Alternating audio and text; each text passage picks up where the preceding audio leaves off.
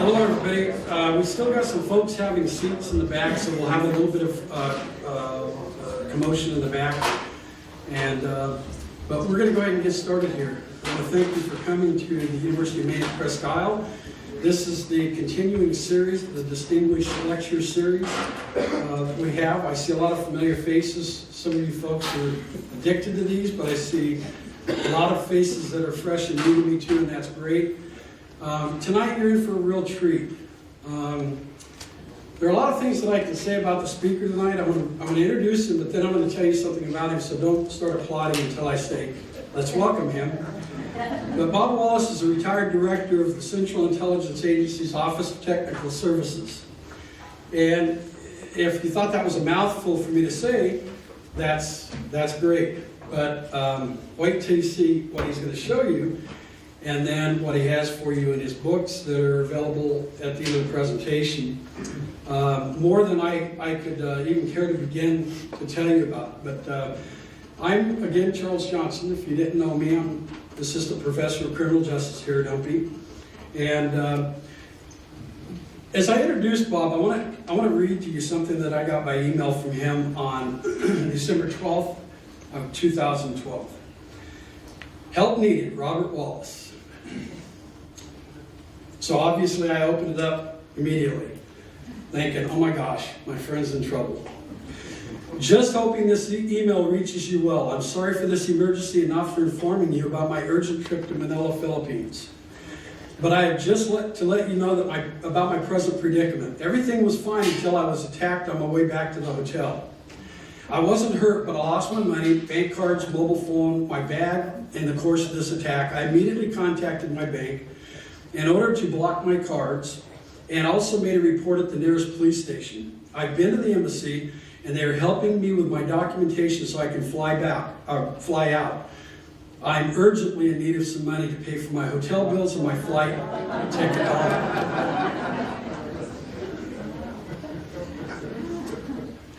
And I will definitely refund, in capital letters, refund as soon as back home. That's exactly how it's written. Kindly let me know if you'll be able to help me so I can forward you the details required for the wire transfer. You don't know how tempted I was to say, I'm going to send you a bunch of money, Bob. Waiting to hear back, Bob Wallace.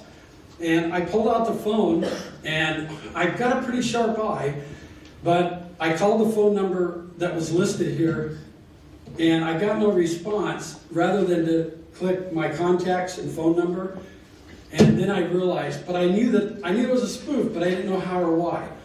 And boy, maybe Bob can shed some light on what happened there. But I want you to know that we're all vulnerable to this identity theft thing. And I asked Bob for permission to share this. He was actually surprised that I had an email from the spoof, the spoof mail. But I do, and I keep things like this for posterity. So I want you to give a warm welcome to Bob Wallace.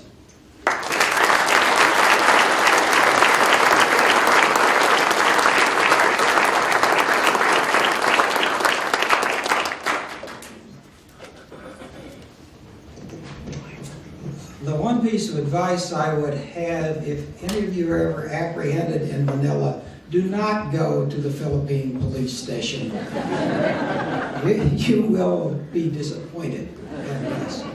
Charles, thank you. That was an unexpectedly kind introduction after what I put you through. Well, it's terrific to be here. It's especially nice to be here since we had that heavy snowstorm of 4 inches yesterday in Washington that caused the airport to shut down. But, you know, it's not that government is unwilling to shut down from time to time. And those of us who live in Washington have gotten to the point where we're not cynical, but we know that if the government shuts down, well, it's just another day of a vacation for us that you pay for.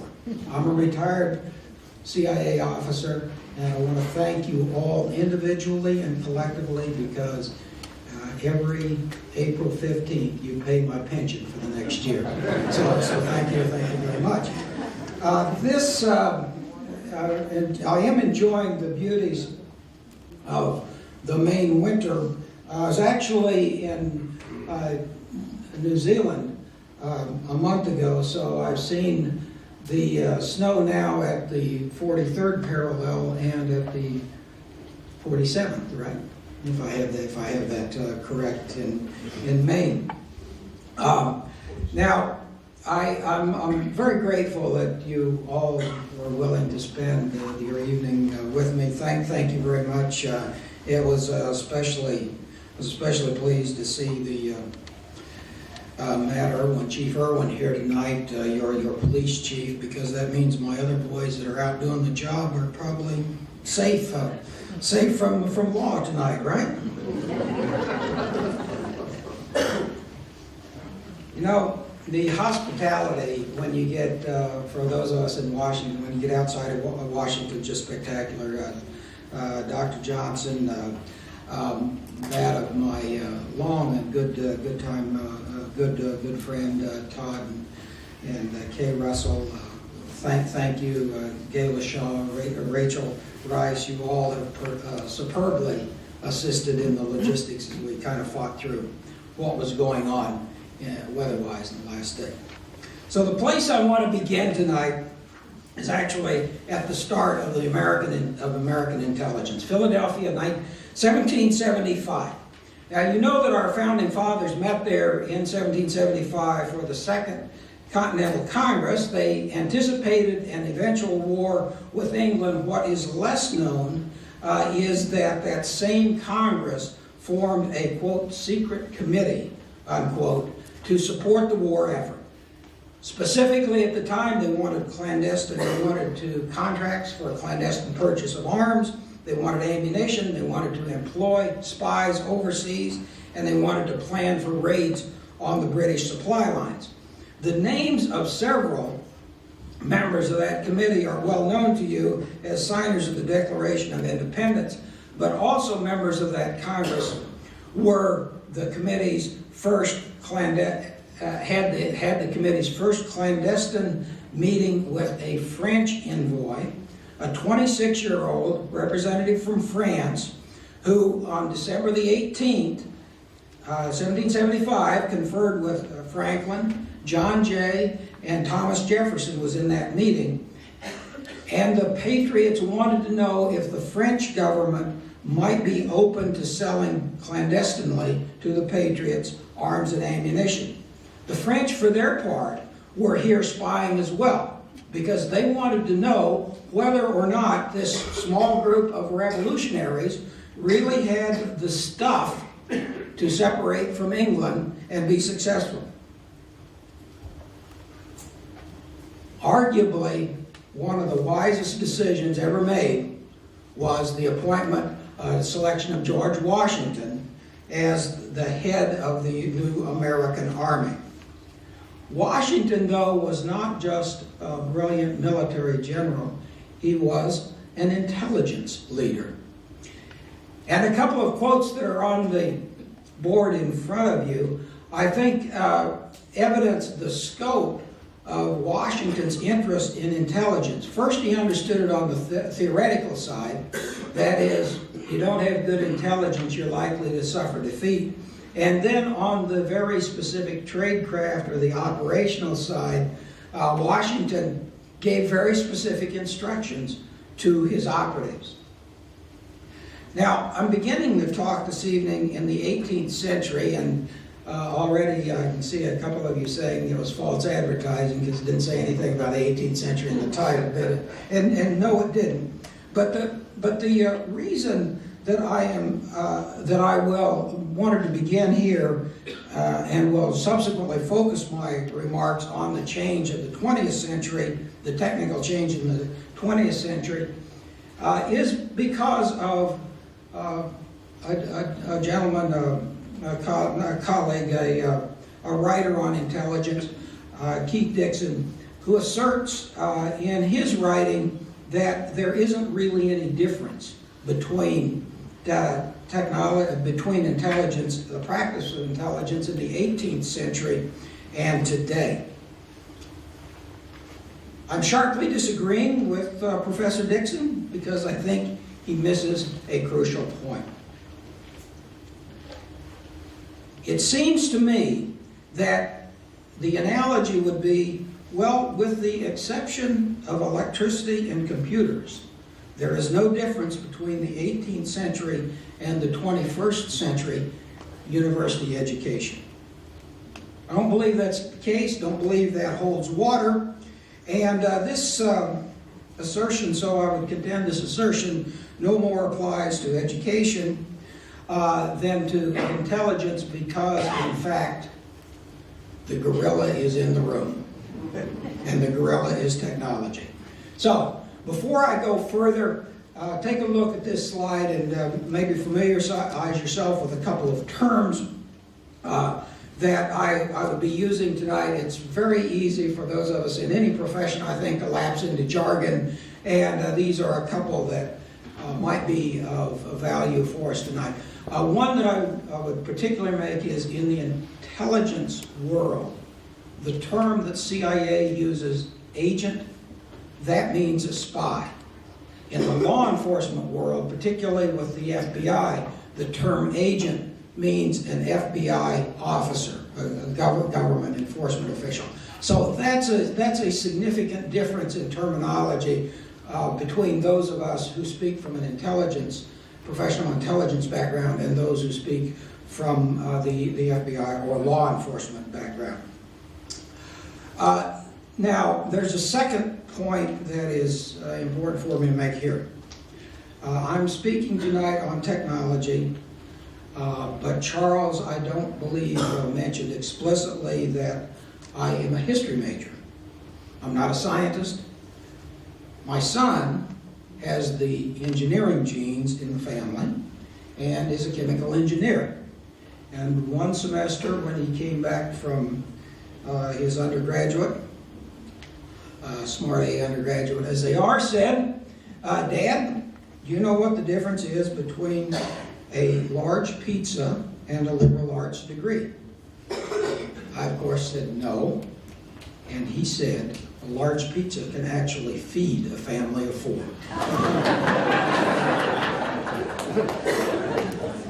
So from a historical standpoint, in terms of the history of espionage technology, it's important to recognize that actually technology came slowly into the picture. The one argument against that, I suppose, is that I believe it was in the 3rd chapter of Genesis. You know, there was something about sewing fig leaves together, and you can construe that as the first concealment, I suppose, and put that in the technology. But in fact, not really happened for the next 10,000 years. Cameras first appeared in the 1830s, and they proved initial value during the Civil War. One of the Union spies, Lafayette Baker, posed as an itinerant photographer to go down to Richmond, and you'd say this is a pretty good idea, right? Well, actually, Lafayette took along broken photography equipment. It didn't work, but he used it as a cover for his activity, and was able to spend some time in Richmond and report back to the Union forces on Confederate actions. Better cameras occurring in the latter part of the 19th century, combined with balloons and the early airplanes, made this kind of overhead surveillance, technical surveillance, a little more valuable during the First World War. But for the individual, for the spy, for the agent, these cameras remained far too cumbersome and large to be used in clandestine operations.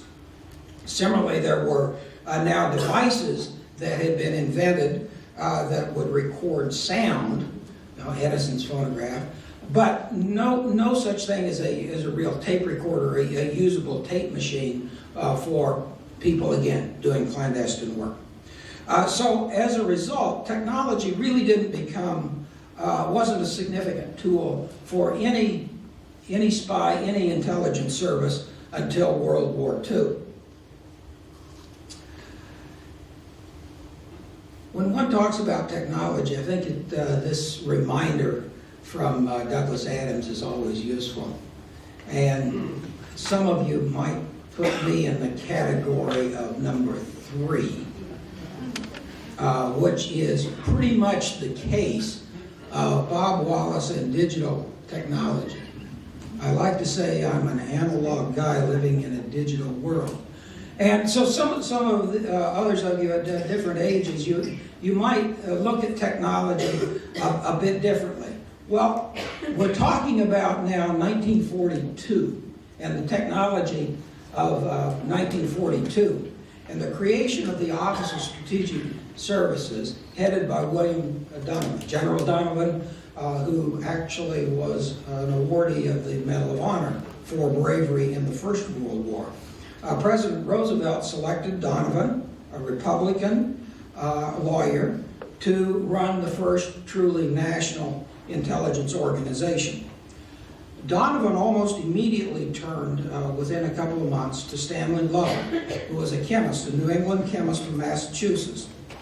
Because Donovan said there's potential for technology in clandestine operations that has not been realized, and we need somebody very creative and very inventive to organize a research and development effort to do this. So it was the fall of 1942, Donovan created this research and development component under Lovell. Now, how did Lovell do? Innovative guy. About 3 months after he was in the job, Donovan received a report from his chief of station, who was then over in London, David Bruce. David Bruce wrote to Donovan, Lovell and I have just had a long talk at lunch. And in the course of that talk, Lovell told me tales of new scientific developments on which he was working. His description made my hair stand on end. Pretty dramatic. Now, as a historian, you just, where is the description of those items that made his hair stand on end? Well, we don't really have them, but we do know a few things that Lovell and his folks were involved with. One of them was the bat bomb. Now, here is a terrific idea. You put incendiary devices around bats, put them in an airplane, and drop them over Tokyo. Everybody knows all the houses in Japan at the time were made of paper, right? So as soon as these bats fly down and underneath the rafters, the devices ignite and we will burn down Tokyo. Good idea, right? Make your hair stand on end? I don't know. Well, like good researchers, the United States government did make an effort to prove this concept. And we did burn down a hangar out in southwestern United States. Accidentally, of course, but hey, the technology, the idea worked. Now, I guess fortunately for the residents of Tokyo, it was finally determined that the bats probably couldn't survive the trans-Pacific flight and transportation, and so the idea was abandoned. But Lovell had another idea that actually did work, and this was to put a .22 caliber bullet in a cigarette, make a cigarette pistol. Very nice. Good idea. Everybody at the time carried cigarettes. 22. If you get hit with a 22, in exactly the right place, well, it might do some damage. And 22. This proved to be accurate. Distances up to 2 or 3 feet. So as a weapon, it might leave a little bit to be desired. But as Lovell said, hey, look, the idea here is to have something in your pocket to give you confidence, and maybe you can get close enough to a guy with a real gun to shoot him long enough to pick up his real gun and do some serious damage. It did get practical at times. This is probably the first U.S. government-funded subminiature spy camera. This was developed in 1943, 1944, and it was a camera that was small enough to be palmed in a hand, so it had pretty good concealment. Now, the optics at the time were certainly not quite what we have today, but this is the kind of photo that could be taken with this camera, a little surveillance type photo, and again, it worked well. You know, if you were outside and the weather was pretty decent, you were the right distance from the target, you know, and you held it steady, of course. So, technology always has a first draft. And this is the first draft of the sub-miniature cameras. We're going to talk more about those later. I love this one. Another Lovell piece. If you're a spy, if you're an agent, and you have sensitive notes, and you get stopped by a German roadblock in France in 1944, and you have this kind of incriminating information on your person, it's unlikely you're going to survive the night. So, what we're going to do, we're going to develop a device which, if captured, you can pull the pin and it will just destroy all information that's there. Now, some think, well, this is kind of a primitive thing, but I was fascinated, I guess it's been about 3 or 4 years ago, when Sony demonstrated the same capability with its laptop computers. So Lovell made, actually, in addition to his sponsoring this equipment, he made 3 major contributions to American intelligence. And that was, Lovell set the stage for how American intelligence would develop, scientific intelligence would develop over the next 50 years. First, Lovell took the philosophy, if it's commercial and we can use it, use it. Don't redevelop something that's commercial. And the Western Electric headsets are one of the best examples of that. You know, these headsets actually can hear a conversation if you attach them to copper telephone lines in Germany and in Presque Isle. They hear just the same. Language independent, we like to say for such devices. Another was, Lovell said, well, look, you know, our agents need to communicate. We need to be able to communicate with our agents. How can we communicate with them? Well, shortwave radios, commercial shortwave radios, would be one way of doing that. And we can put out a series of coded numbers over the HF systems that shortwave radios will receive. And we can tell our agents to turn to a certain location and give them a one-way pad kind of code book that they can decipher the numbers that are read over the air, and that way we have a communication from us to the agent. Very effective, no spy gear commercial.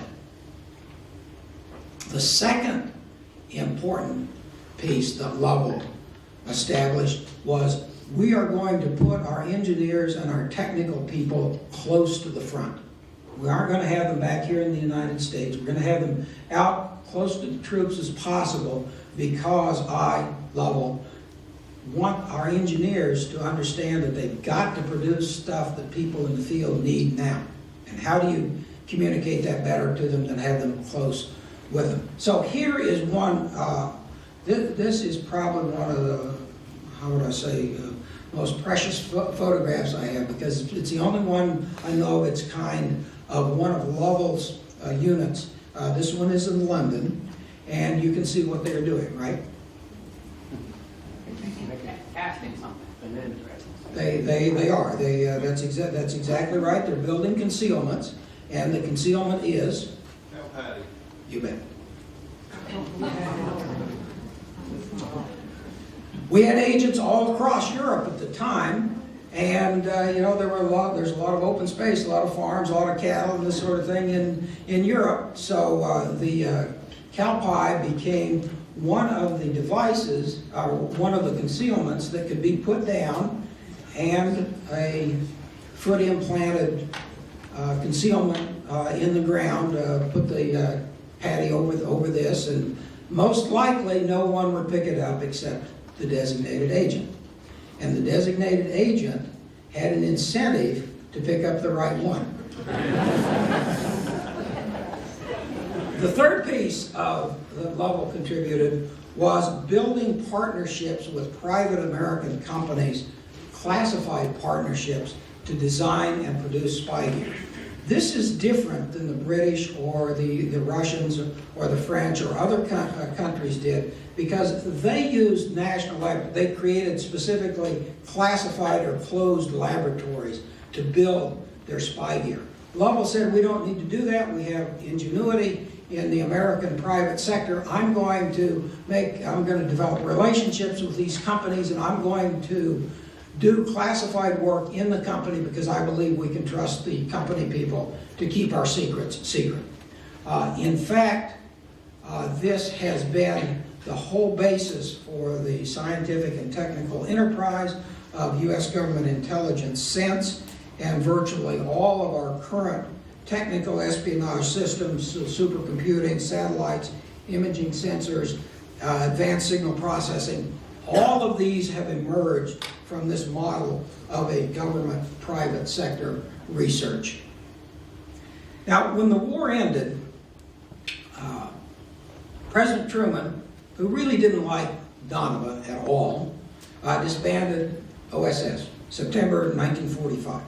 So for the next 2 years, from 1945 until October of 1947, the America did not have a national foreign intelligence service.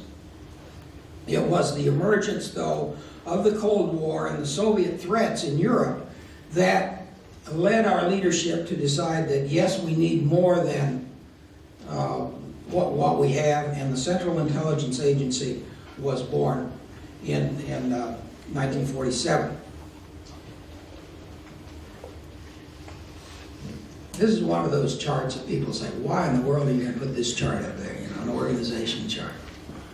I put it up because it is remarkable. Despite the legacy that Lovell and OSS left us, when the CIA was created, scientific research was nowhere on the organization chart. In fact, there was no component specifically directed for research or for technical development.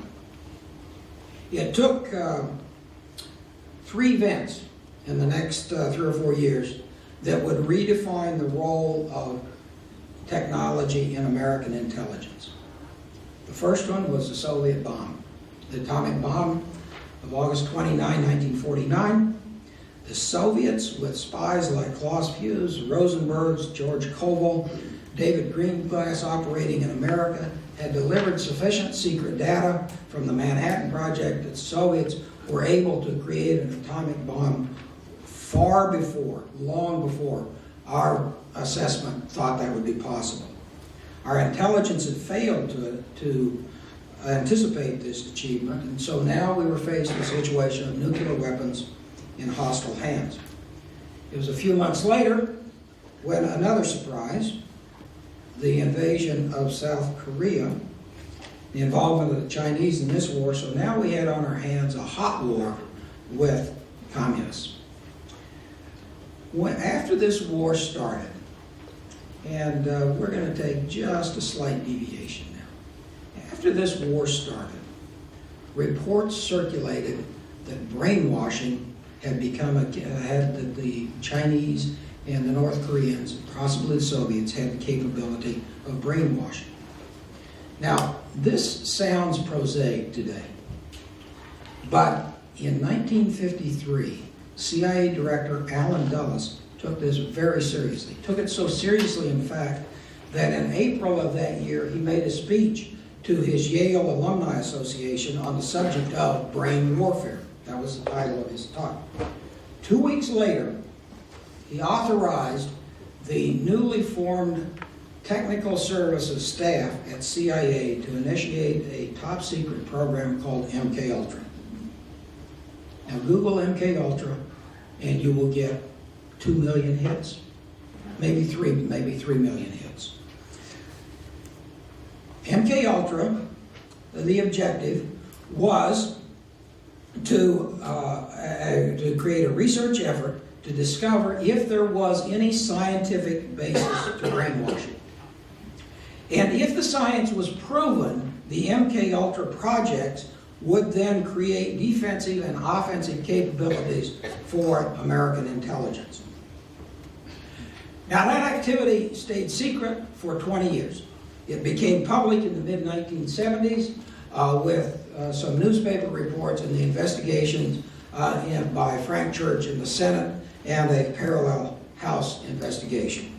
Drugs, hallucinogenics, alcohol, hypnotism, all of these have been part of MK Ultra, and it titillated the public.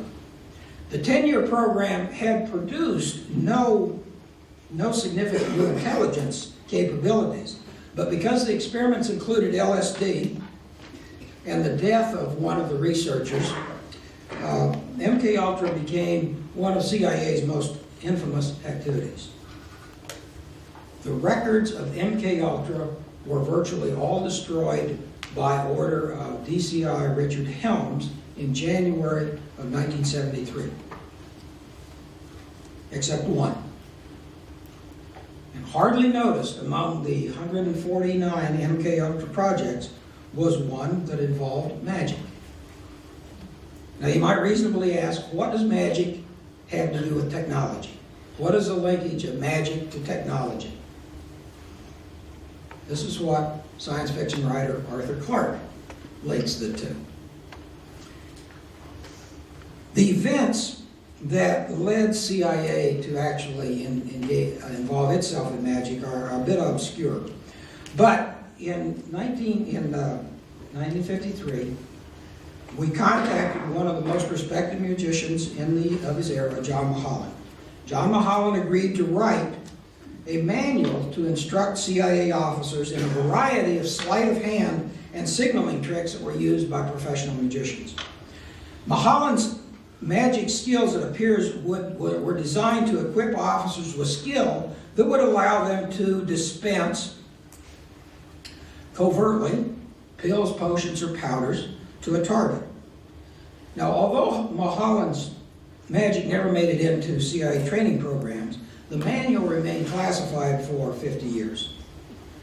It was only a couple of years ago that we were able to obtain the version in an unclassified form and publish the entire manual, which represents a fascinating period piece, in part because it assumed things like all proper women carry hankies and wear white gloves. Every respectable man has a matchbook and cigarettes in his pocket. And these were enablers for Mulholland's sleight of hand magic. Now, if we define magic as a phenomenon that we do not understand, then the CIA faced magic from the Soviet Union in 1952. That story actually began 6 years earlier when a group of Soviet school children presented the UN ambassador a carved wooden replica of the Great Seal of the United States. This was in honor of our alliance during the war. The Great Seal was hung behind the ambassador's desk. It was discovered 6 years later.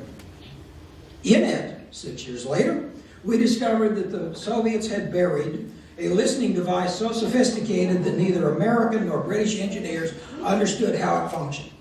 It had no moving parts, it had no power. We eventually determined that in a building across the street, the Soviets had installed a very high-power flooding capability that would generate a return signal from the device's passive cavity resonator. This signal could be demodulated and the conversation heard. There was a pinhole in the eagle's beak that allowed sound to enter the chamber. Now, what was the name? Well, we had no better language to call it, so it was just referred to forever as the thing. And President Truman then imposed a top secret classification, and very few people even knew of its existence. Well, such magic, who developed that? This is scientific magic. Lev Theremin was an internationally recognized musician and inventor of the Theremin device. This is the instrument that was played without touching any part of it, and you will recognize the sound from horror movies, that genre. This was the underlying technology for the Moog synthesizer. Now, for his spy work in the Soviet Union, Thurman was awarded the highest national honor, the Stalin Prize. The Russians had Thurman, and we had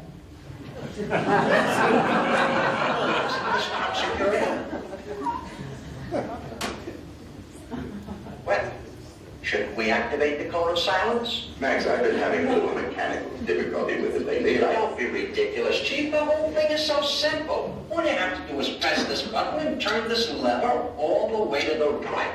Now, here's our plan. Hold it, Chief. Okay, go ahead. First, you take Tanya to your apartment. Make sure you're not being followed, except, of course,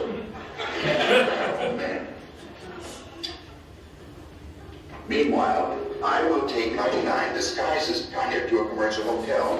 We'll register 99, then we'll sneak around the hotel, making sure that some armed men stay behind the guard room as a decoy. Have you any questions? No, Chief, I think that just about covers everything.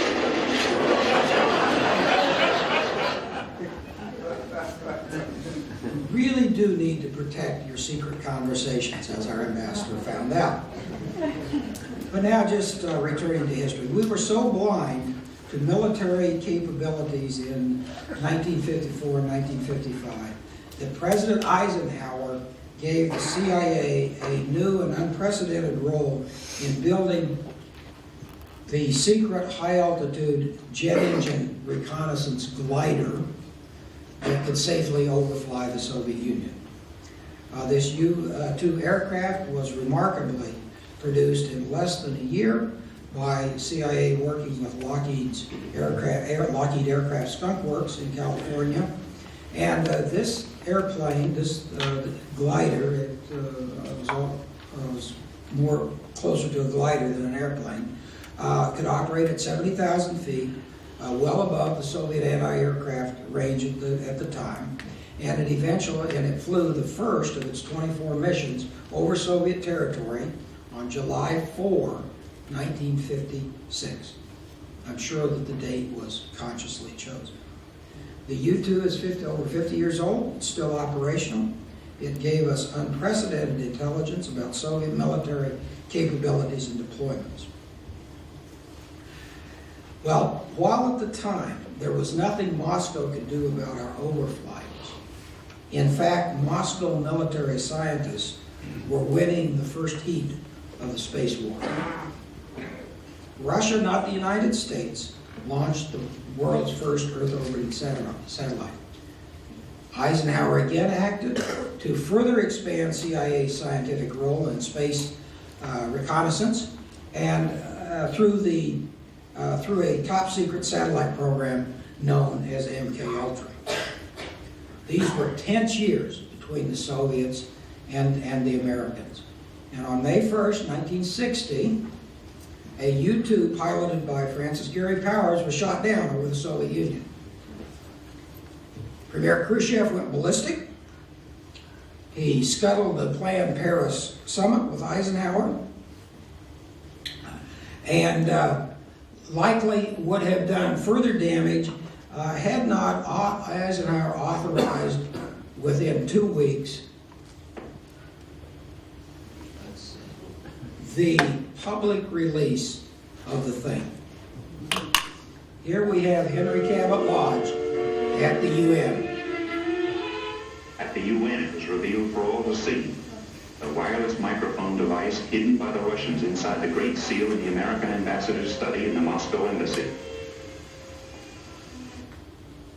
In fact, the whole incident rebounded to America's favor. Remember, Lodge is at the UN, he's talking to ambassadors from all over the world, and he's saying, look what the Soviets did to us. What's the message those other ambassadors got? If they did it to the Americans, who else? Secondly, what the world saw in the U-2 was not an unacceptable intelligence activity, but remarkable American ingenuity and scientific achievement. Thus, the overall result of the two events rebounded to our favor. But if you're following this, you will say, well, you know, May 1960, U-2 gets shot down. Now America is blind again to Soviet military capabilities. Yes, that's right. And we were for 3 months. But Eisenhower's earlier decision to build the Corona satellite, proved the timing could not have been better. More than just the timing, though, and this is a point of science and technology. This Corona orbited successfully and photographed the Soviet Union on its 13th mission. 12 of them failed. Eisenhower was told on at least 2 different occasions, we can't do it after failures. And in both cases, Eisenhower said, keep going. So, now, we are orbiting the Soviet Union with these really significant technical achievements, but back at Langley, in terms of agent operations, we were still in pre-World War II days. We actually had no significant audio gear, clandestine audio gear. We had no good communications with our agents, and we had no good clandestine sub-miniature cameras. That would begin to change in 1959, not because of a government program, but because of the invention by Jack Kilby of the integrated circuit in 1959. Working almost immediately then with a private contractor, CIA began applying Kirby's IC integrated circuit to audio surveillance. And it took them about 3 years to produce really the world's first modern bug, the SRT-3, about the size, a little bit larger than the size of a cigarette pack. It had terrific reliability compared to the previous vacuum tube transmitters, and it required substantially less power. It was an operational home run for us because we could install it on almost anything. Its sensitivity was such that we could easily hear conversations in a targeted room through pinholes at 0.040 in terms of the diameter of a pinhole needed for this transmitter, for this device to work well. So we put them in all kinds of things, but primarily wood blocks. And we put them in wood blocks because at the time, most furniture around the world, you could easily attach a wood block to some place on the furniture and it not be recognized, not be seen, and so you get an audio of what was going on in the room around the conference table. Soviets used the same technology in 1999 on us at the U.S. State Department. Well, we put them in wood. We put them in wood blocks. We put them in light bulbs. We put them in bullets. We put them in a cat. This was 1960s, mid 1960s. Now again, think in terms of technology and the technical environment of the time. There were no pacemakers. You didn't get aluminum hips or whatever. All of this. The human body is a horribly hostile environment for electronics. But the idea was there was a leader in Asia who allowed cats to roam around his conference rooms, around all of his offices. Herds of cats, large number of cats. And some brilliant case officer said, I'm sure it was a case officer, not a technical guy, would never think like this. If we put an audio device in a cat, well, we'll just turn the cat loose with all of these other cats, and we'll pick up the conversation. So We found a veterinarian, and in fact, we wired the cat, and we tested the cat. And the cat could even kind of move to places at our command. And the operative word there is kind of. Because it was determined then that while Acoustic Kitty technically would work, that sending a cat halfway across the world and trying to control them in a foreign environment probably just wasn't worth the investment. But it is an example of the innovative actions that the agency was following in those days. So we had all kinds of technology in the movies, but did we have them in the field? Whatever you do, don't touch it.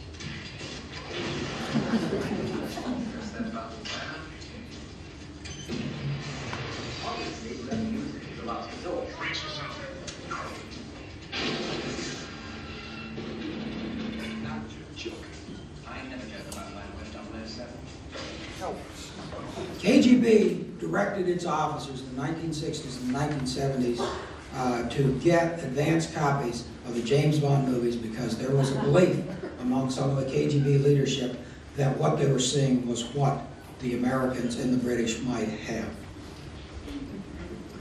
Now, the same year that first James Bond movie, Dr. No, was released, our only agent in Moscow was one named Oleg Penkovsky. Oleg Penkovsky has been called the spy who saved the world because of the critical intelligence that he provided during the 1962 Cuban Missile Crisis. Penkovsky worked for us and the British for about 2 years until his arrest, and his loss was devastating. He was the only spy we had of his kind, and we determined that he was compromised primarily because he didn't have the technical tools at his disposal that James Bond had. For example, the Minox camera. We had given Penkovsky a Minox camera to capture his documents. This is how it works.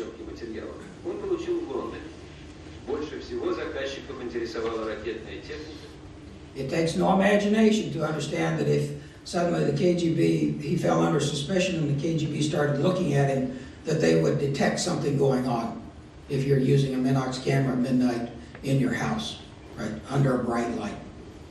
So, a major problem for us was we didn't have a camera that would allow our agents to photograph secret documents and not be detected while photographing them. Secondly, our case officers couldn't meet with Penkovsky.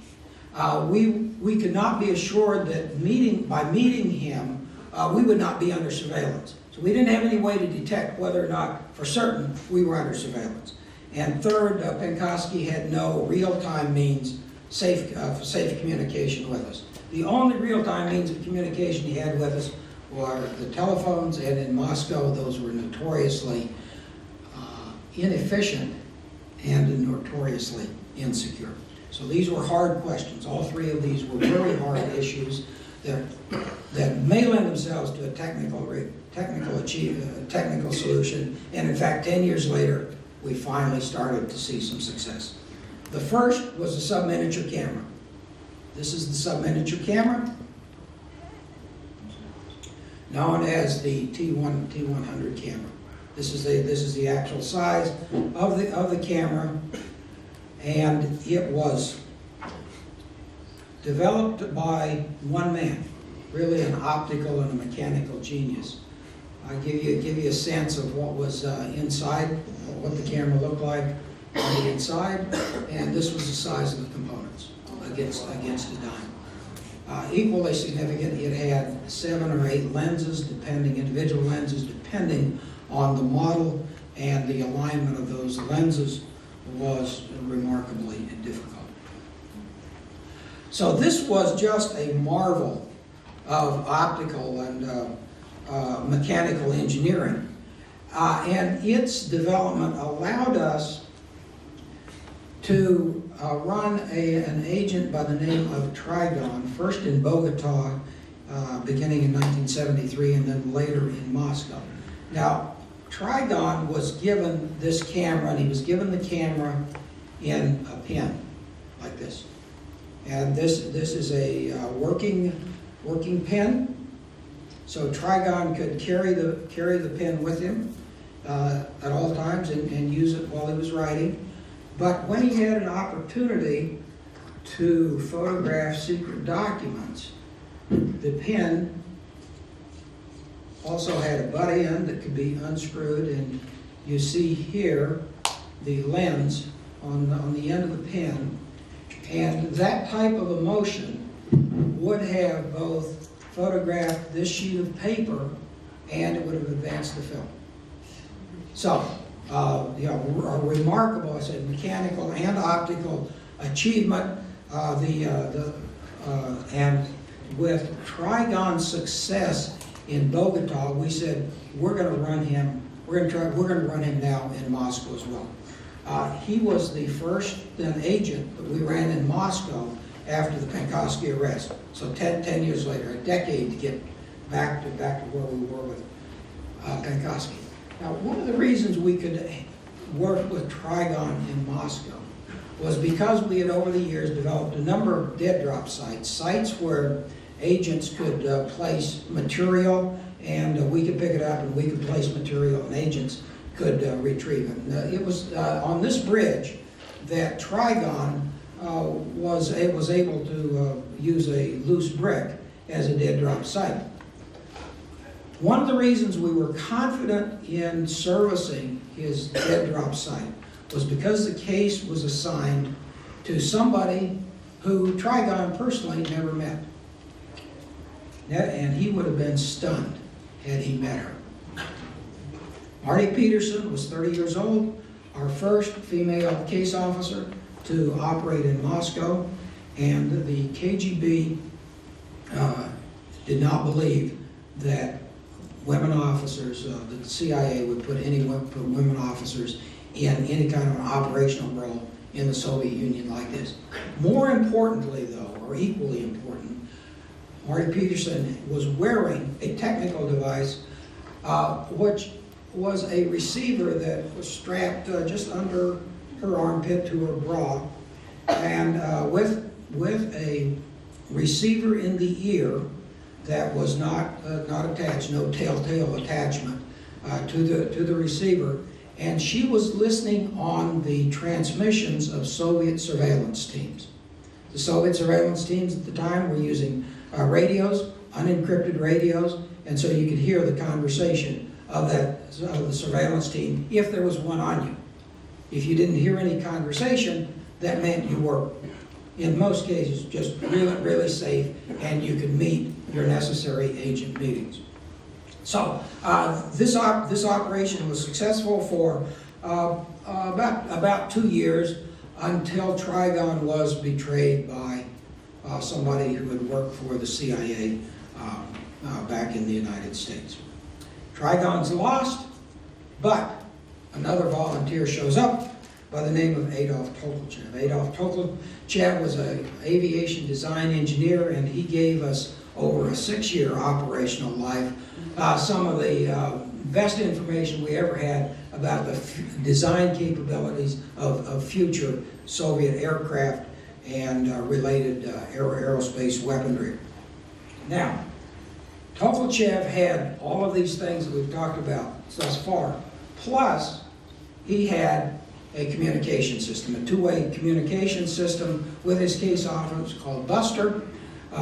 Buster could transmit a signal in about a quarter of a mile, a third of a mile, 250 characters in about a second. Arguably, Buster and then its sister, which came a couple of years later, Discus, were the world's first text messaging systems. And they were better than Twitter because 256 characters. Right?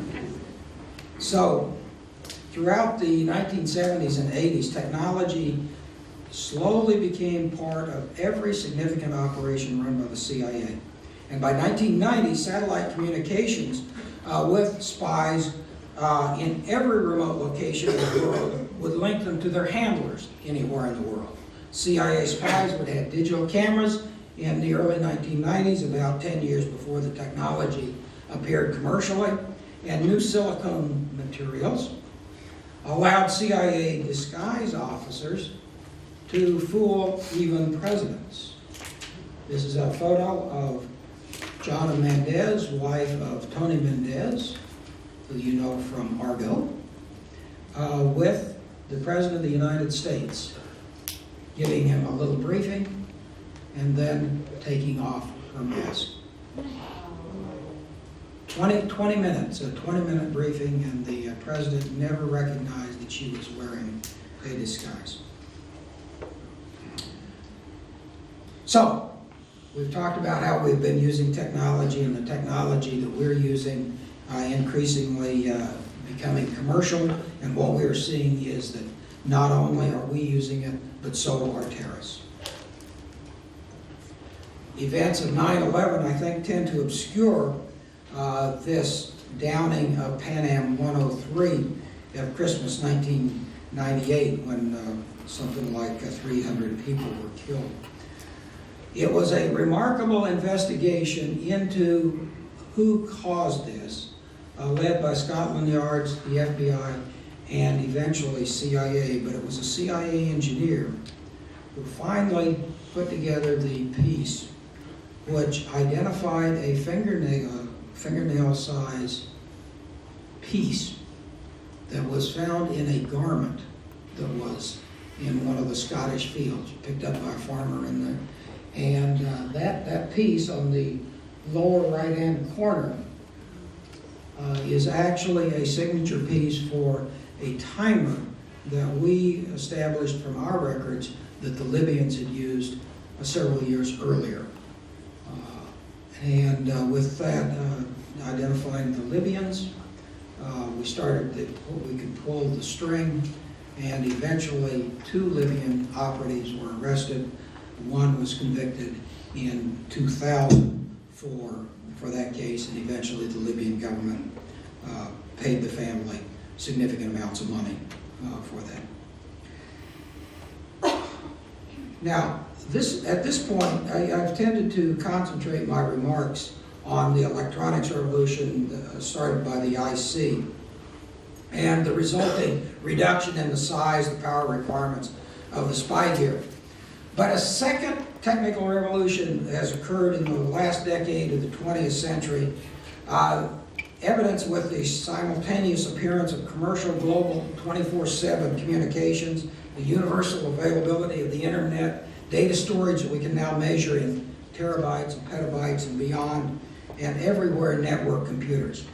How the CIA has specifically adopted its spy gear to that digital environment, you are not surprised would remain classified, but it is reasonable to extrapolate that low power requirements, extreme miniaturization, software tools, and global communications are all part of today's spy gear. And one example of the power of commercial, digital, and communications technology is the attack on Mumbai in November of 2008. This was a terrorist operation carried out by 10 people, 10 men who had never before been in India. It was a terrorist operation that held a nuclear power country, India, hostage for 3 days. It was a terrorist operation that the rest of the world said, we don't know what we can do. And what was the technical equipment they used? It was all commercial. A commercially planned and executed operation that was controlled by Pakistan through cell phones and by watching CNN.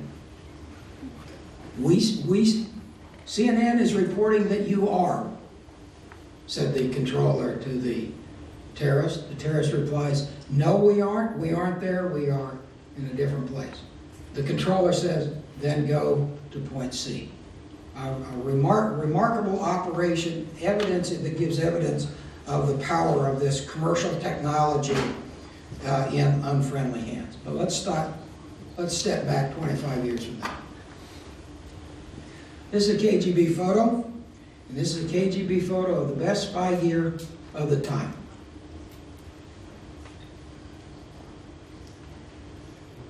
We know it's the best spy gear of the time because it's ours.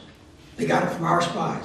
They captured it from us. And we see the spy gear that records, that transmits, that conceals, all of the kinds of things that a spy wants to do. And today, you have better spy gear than that in your pocket or your purse. All of the capabilities of this slide can be integrated into a single package, and with the devices like the BlackBerry or the Galaxy or the iPhone, we have witnessed a profound change in the nature of spy gear and the accompanying tradecraft. In the 20th century, technology became necessary for agents to conduct espionage. In the 21st century,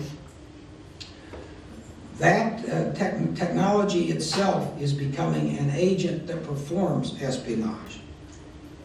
This is the story. Technology enables espionage when I give my agent a flash drive and he sneaks into your office, downloads every document in your computer, and brings the flash drive back to me. However, consider this. I FedEx you, my target, a new video game. Embedded in the new video game is software that is undetectable, and you try the game, and you like it, and you play it. And the game loads that software, that hidden software, clandestinely to connect to a computer, to a server that I control. And now I read, copy, and manipulate your data. Exactly as Penkovsky was doing for us 40, 50 years before. Technology is doing exactly what the human agent might do. So, 21st century espionage game, the technical spy and the human spy are sometimes indistinguishable.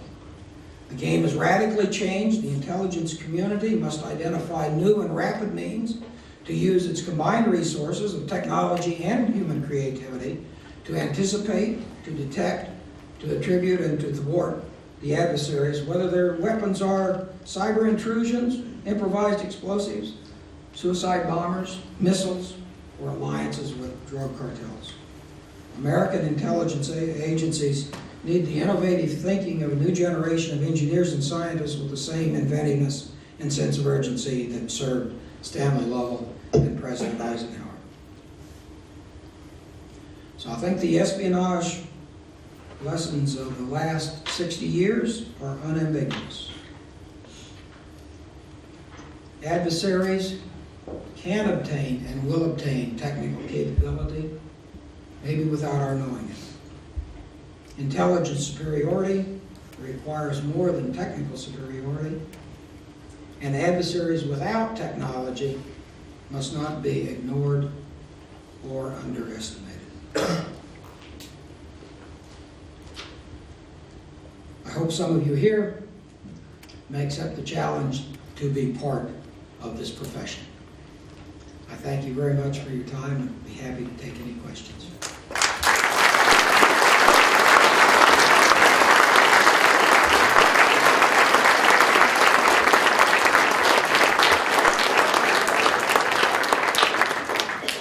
Said there's time for questions, so if you have questions, raise your hand.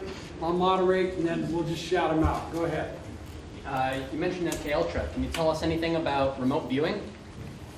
Yes. As a matter of fact, remote viewing was one of. It wasn't part of the MK Ultra program. It came a little bit after that. It was driven in large measure by a couple of people on the Hill who worked for prominent senators. And they believed there was something there. There were some people in the CIA who said, yes, there is a phenomena here. We don't understand what it is. And for about 8 or 10 years, beginning in, I believe, 75, 76, The CIA had a program. It was shut down at that time. The CIA transferred over to another intelligence agency, and the final assessment on remote viewing parapsychology done in 1995, I believe, concluded that whatever the very weak correlations are on some of the tests were not nearly sufficient to base any action on. That was a great question. Are you a Daniel Brinkley fan? I used to listen to a lot of Art Bell a long time ago. Okay. I always found that the things that come up with remote viewing were very interesting. I understand that, you know, the possible that the human psyche is open to things that it doesn't even understand itself. Good. Another question right here. Go ahead. Yeah, you mentioned like thumb drives, being able to insert and extract data. Fairly old, simple concept, but have you heard of some of the newer cyber weapons, such as a flamer or Stuxnet, like packages that are in excess of 10 megabytes, heavily encrypted? I mean, from what I've read, a lot of them, no one knows what they do. You know? I think my point was that that level of tools, yes or no, would be in the classified environment, but I would just encourage you to continue to extrapolate. Just wondering if you had any thoughts on that. You know, the Chinese have had a dedicated cyber warfare effort for at least 15 years. I think I read about that like 5 years ago. The Soviets have had it for longer. Yes. My question's on MK Ultra as well. That was from Russia. See, I told you about, I think it's 3 million hits if you get them. Yeah, no, and then there's a second part to this. It was Soviet Union and Russia that the brainwashing idea was discovered, and then MK Ultra was in response to their brainwashing. There were reports that the Chinese and the Soviets had this capability. Yes, that's right. And it was taken with sufficient seriousness to say, well, we need to investigate it. So the second part is, was that disinformation that we acted on that was only disinformation? Is that true? No, I think my understanding is that there were efforts. You know, they're almost. You know, it wouldn't be unusual for them to have some kind of a program to see if you can convince somebody to come over to your side, and if you can do it on a large scale, sure. I mean that's great. But I think it was in that realm. Are there cases where, last part of this question, where disinformation is successful in getting the enemy to react to it? Have we been successful at, some sort of disinformation program where we've had the enemy react to what we say we're doing, but we're not? Does that ever occur? There was a substantial amount of disinformation during the Second World War. Bodyguard of lies, a variety, a lot of it coming out of the British service more than the American service. One of the most insidious of those, though, I recoil every time I get this kind of question to think about. The Soviets in 1983, through some of their media outlets, put out the word that the United States consciously and deliberately developed and released the AIDS virus in Africa. And as late as a few years ago, there are communities in Africa, if you ask the question, where did the AIDS come from, you'll get 90% United States answer. Yes, sir. Go ahead. We hear much about the CIA. There's another agency that I don't know if I have the initials correct, the NSA. Yes. And I was wondering, can you comment, who are they, what do they do? Yes. NSA, that is no such agency. I didn't believe it. I said, you guys, you kidding me? Oh, no, we never talk. That's the National Security Agency. set up, I think 51, the early charter in the early 1950s, and it was for to intercept communications worldwide. And the distinction was made as to the NSA intercepted over-the-air communications. CIA ran operations against specific ground targets. So there was a distinction. But yes, CIA, big ears in the sky. Yeah, yes, and digital communications, offer, wonderful services for us and for governments. I mean, that's all that. There's a lot of information out there that technology can pick up, and so it becomes more a question of how government policy and how one monitors, controls, regulates, governs that kind of an intercept rather than what can I intercept. All the way in the back, there was. The NSA and CIA, and I've worked in these areas long enough. The diligence with which both organizations put in abiding by the law is reassuring. I mean, these agencies are not rogue elephants.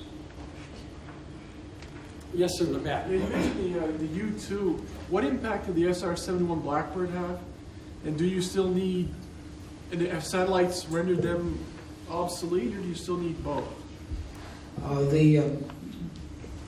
You really didn't need them. The Blackbird operated at about 90,000 feet. It had this remarkable speed associated with it, with the corresponding fuel requirement, which really limited its operational capability because you had to have refueling, you had tanker refueling or something in place to do refueling. So it was kind of one of those technologies that it wasn't good enough to succeed what was there, and then you had something else, the satellite, that really could cover the rest of it. But I'd love to ride in a Blackbird, wouldn't you? Whoa, man. There's one on display at the Udvar Hazy Aerospace Museum right outside of Dulles Airport. If you're ever in Washington, it's great. This is about current times. We all know about the drones that they're using now in policing. This is a couple-part question too. Was the CIA at all using drones? I speculate they were, but you don't know. Drone to surveillance scenes and whatnot. The CIA's got involved in unmanned aerial vehicles, aircraft, in the mid-'60s. And it took us 30 years before, and we did this before the military, I think that's fair to say. It took us 30 years before we had an operational UAV surveillance capability. And we flew those first in Bosnia in the mid-1990s. And then that capability then continued to mature over the next few years.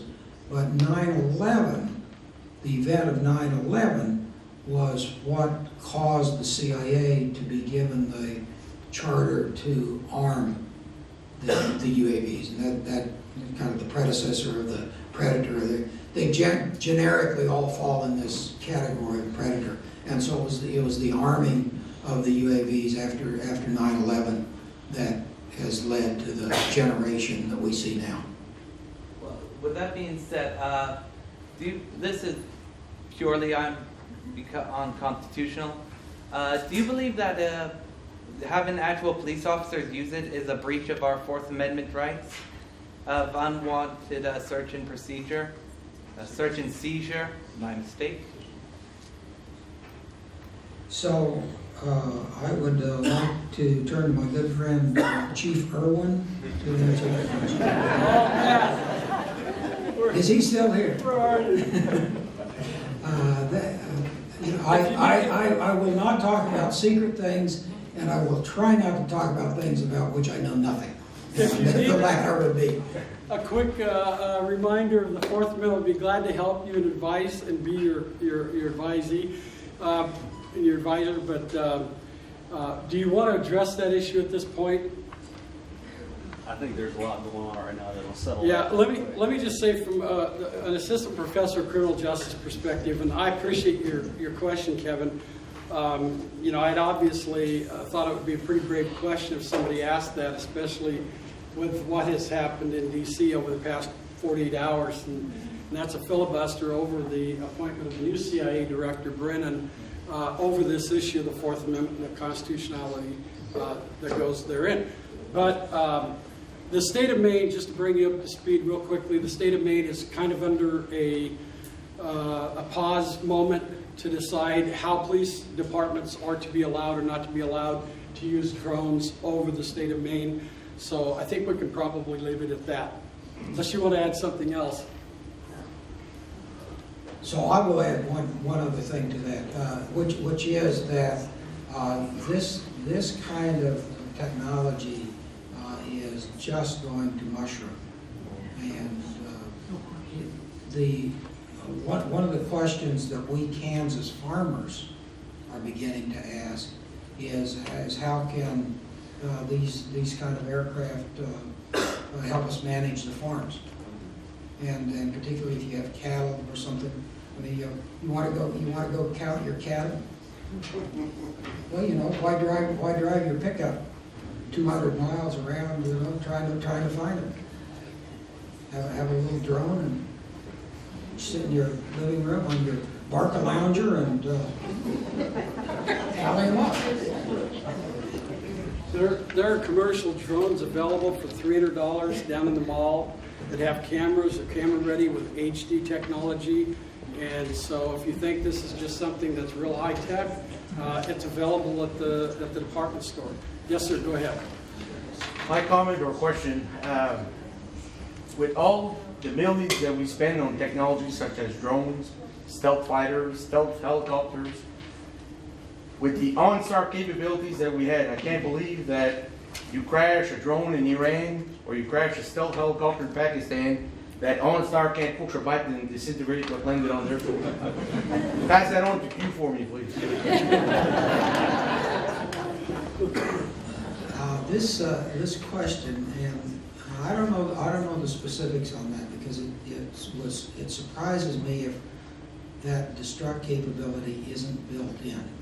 And I say that because one of the problems we had after 1990 was all of those Stinger missiles that we gave the Afghan resistance while the Soviets were there, began to show up in the arms bazaars of the Middle East.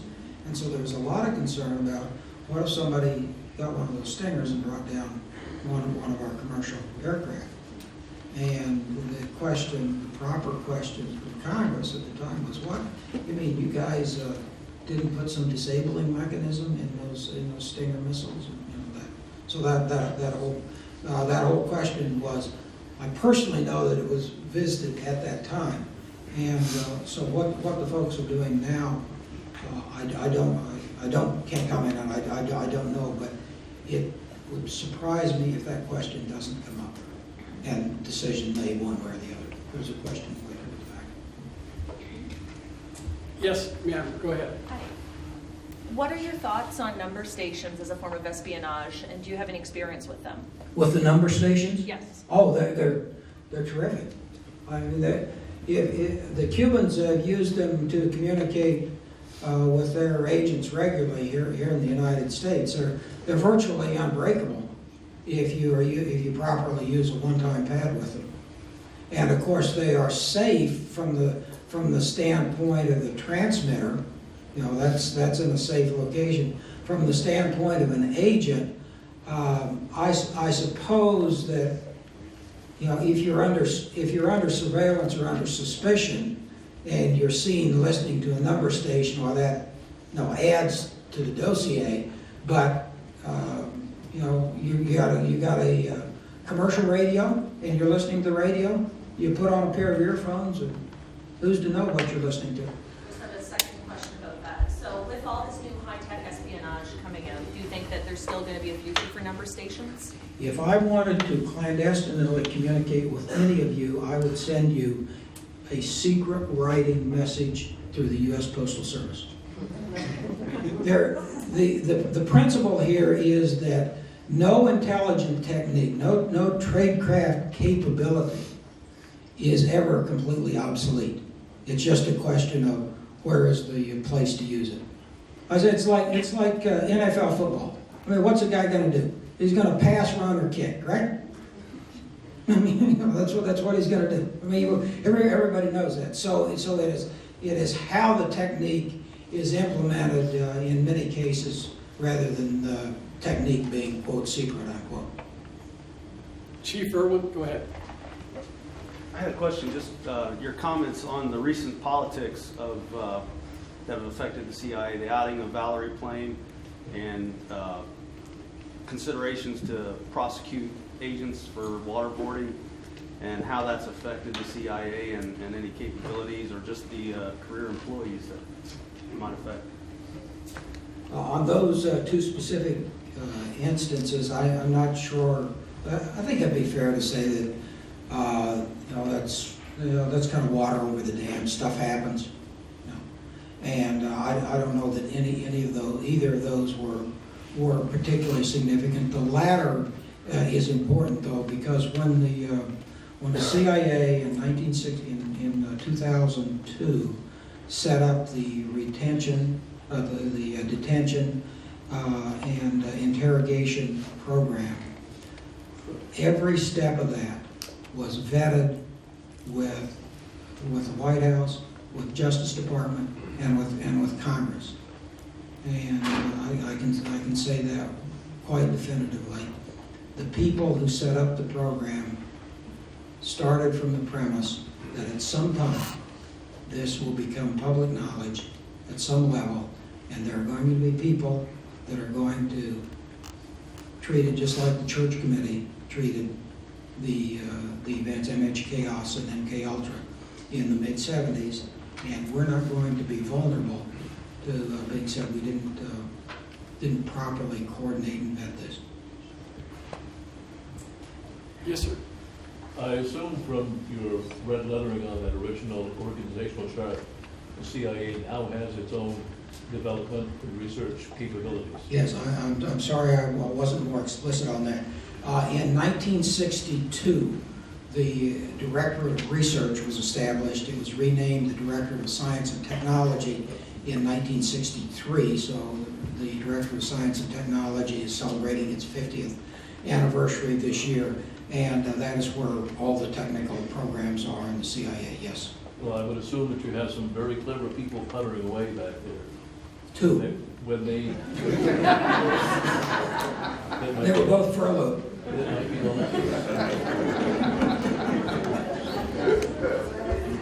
when they develop practical technology, who is assigned the patent rights and any associated royalties that accompany those developments? Yes, that's all worked out. That is all documented and agreed on before as the project started. But for a government employee, you know, work done with government funds on government time belongs to the government. That's kind of the basic answer on that. Uncle Sam gets the royalties. Yeah, you know, there really weren't any royalties. More often what happens is that the technology is then passed some way into the private sector. For example, some of the imaging technology used in cancer screening came directly out of the imagery programs. The first pacemaker batteries came out of a program, a power sources program that run by the agency. Yes, sir. Next. Go ahead. Hi, I was just curious, now that all these technologies are taking over, is there any serious consideration for like job creation or job loss since machines are taking over what men used to do? Is the State Department having a serious conversation about jobs? There's always been, at least since, I guess, Jim Schlesinger was the director of CIA, and it kind of reached a height with Admiral Turner about, well, you know, are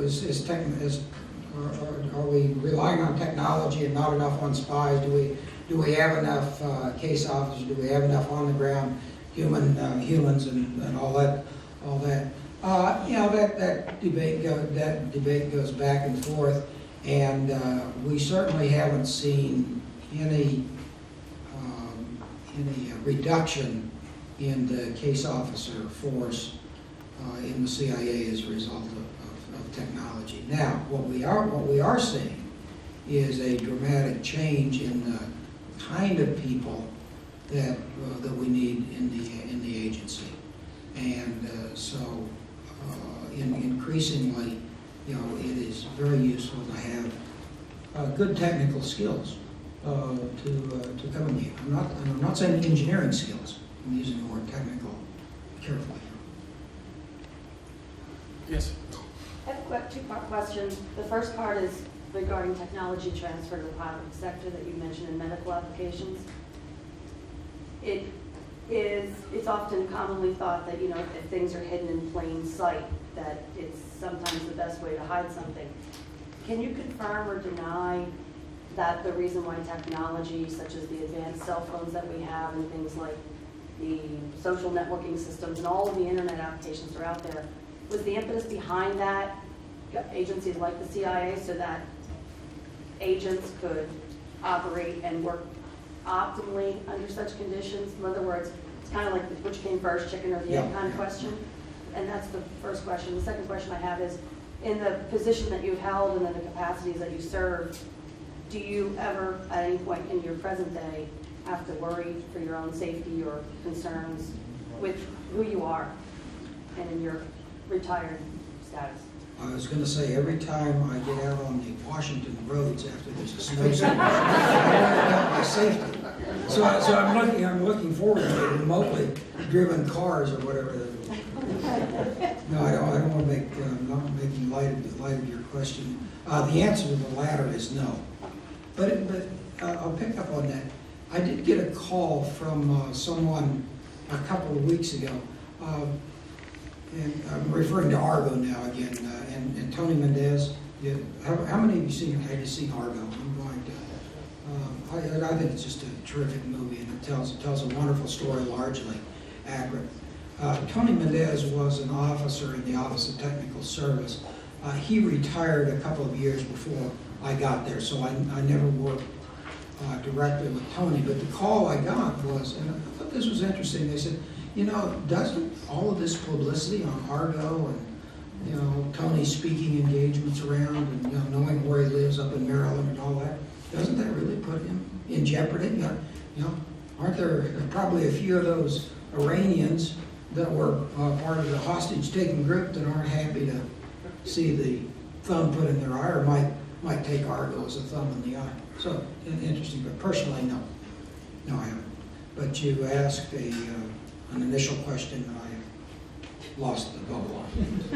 It is the impetus behind why we have significantly advanced technology available to us today. Is the true impetus that it's easier for agents to covertly operate behind the scenes. If every one of us has an advanced cell phone, or every one of us is using the internet, doesn't that make the database of information so much greater? And in other words, was the government and CIA agencies and different groups like that, were they the true impetus as to why we have this technology?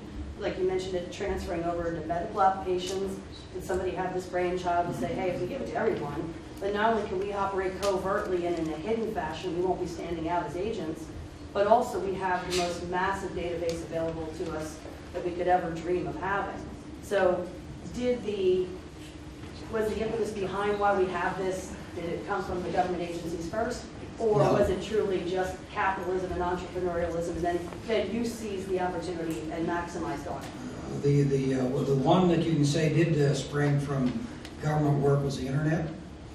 And that reason was that the rest of this has come out of the commercial world. I would love to say that, yes, we smart guys in government made all this happen. Now, what I did try to emphasize in my talk, and will emphasize again, is that governments of all kinds, of all types, not just the United States government, but every other government, will aggressively take advantage of these capabilities as quickly as they see value in doing so.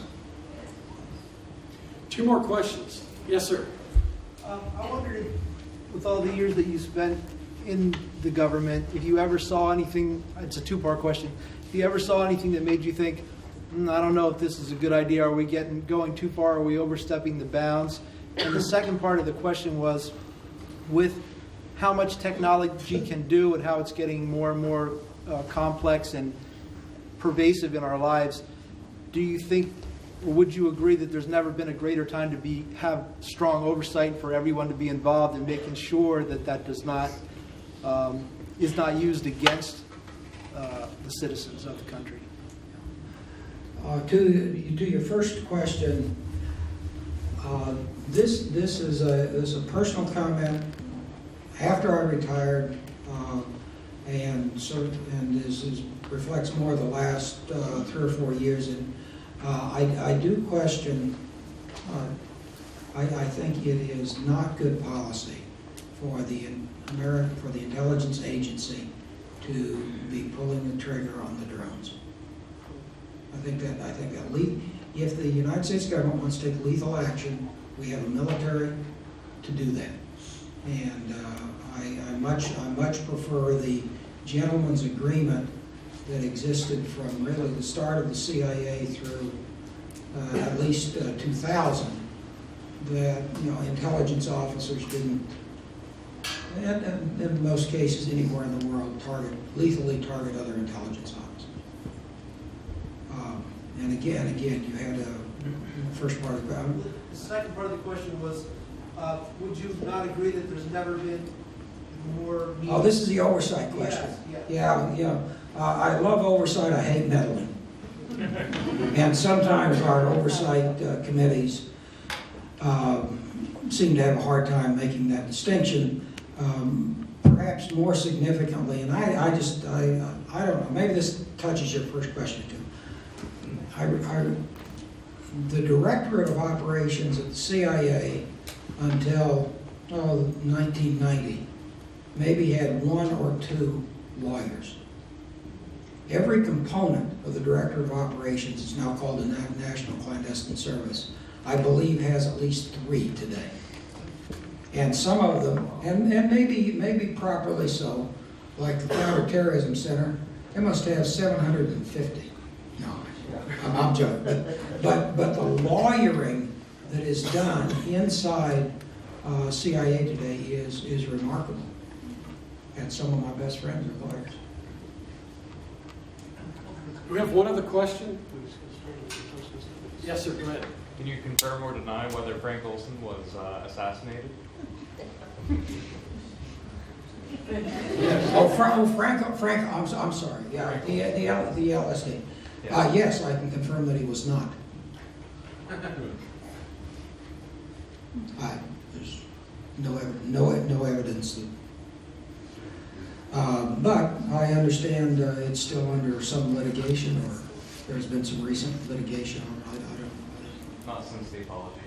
Oh yeah, I mean like in the last year or 2.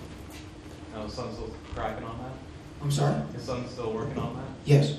That's what I understood. One more. Go ahead. Do you miss it?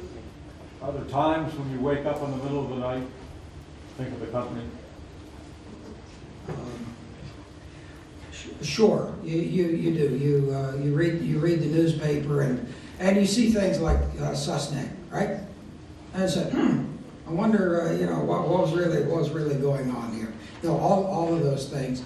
But The other answer to your question is no. I mean, I had my opportunity. I had a wonderful career, great opportunities. I mean, young guy, as Todd knows, Todd has visited our farm out in central Kansas, and he would probably question the wisdom of the United States government allowing Bob Wallace to have anything to do with the Office of Technical Service, let alone be responsible for it. But I mean, what a magnificent career opportunity I had, and I hope I contributed a little bit.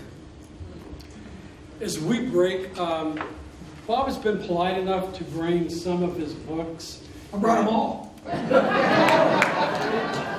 And he'll probably jump in here in advance, but the Holy Grail is the Spycraft book. That's the newest book that he has out.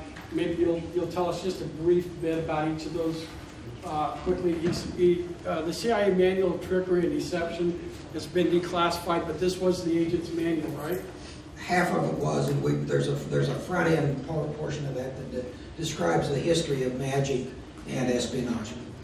And then the one that really got me excited, though the Holy Grail has me excited, but is Spy Sites in New York City. If you want to, Manhattan actually, if you buy 2 of the books, and he doesn't come to peddle books, obviously, but this is my role here, to tell you, if you really want to have some excitement this summer, grab this book. If you buy any 2 of the books, he's going to give you the map free.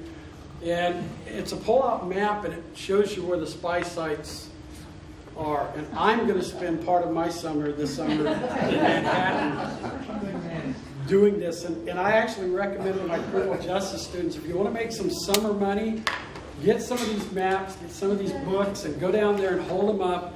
And there are plenty of people that'll want it, that'll want a quick tour of the city. Bob, do you want to add anything more to that? No, I don't think so. I just happen to like this cartoon.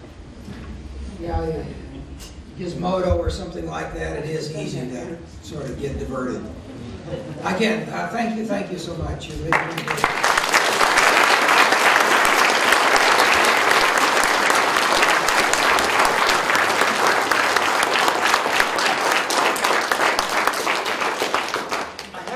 Detection device.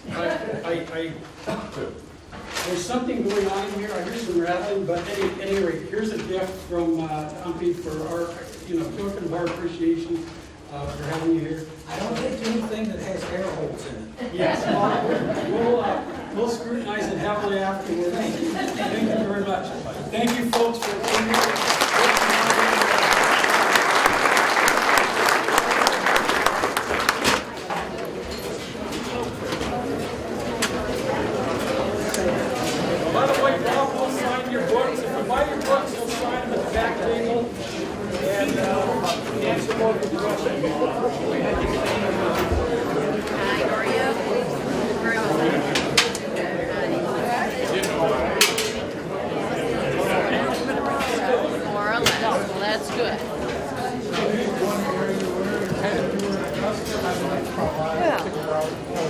You know,